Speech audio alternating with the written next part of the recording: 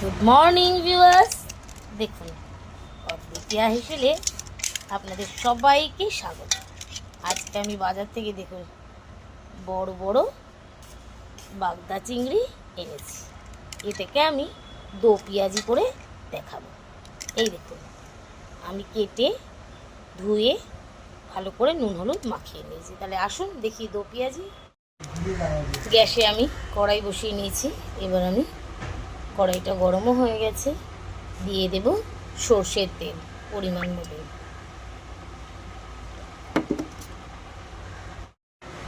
তেলটা গরম হয়ে গেছে, এবার আমি এক এক করে চিংড়ি মাছগুলো ভেজে দেব।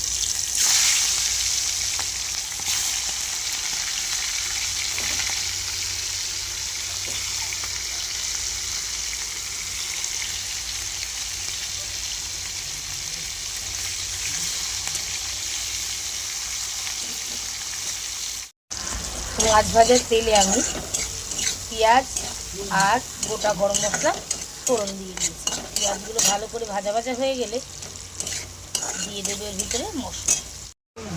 পেঁয়াজটা ভাজা ভাজা হয়ে গেছে, এবার আমি এর ভিতরে দিয়ে দেবো পরিমাণ মতন আদা রসুন বাটা, আর দিয়ে দেবো টমেটো কুচি।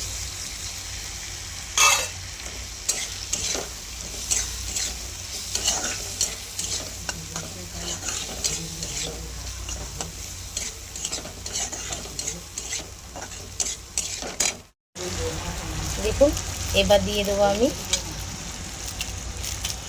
কাজু আর কিশমিশ।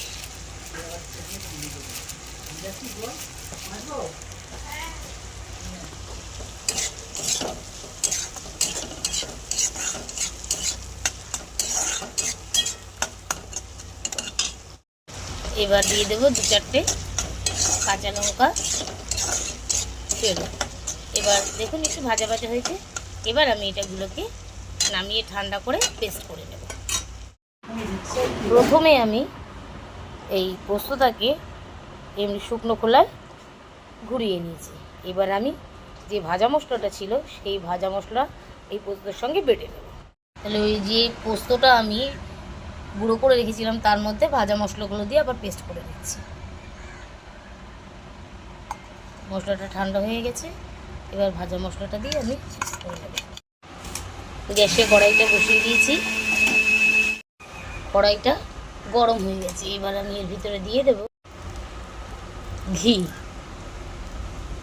সামান্য পরিমাণে ঘি, কারণ মশলাতে তো তেল ছিলই। ঘি দিয়ে দিলাম। ঘিটা গরম হলে শুকনো লঙ্কা আর তেজপাতা ফোড়ন দিয়ে দিলাম।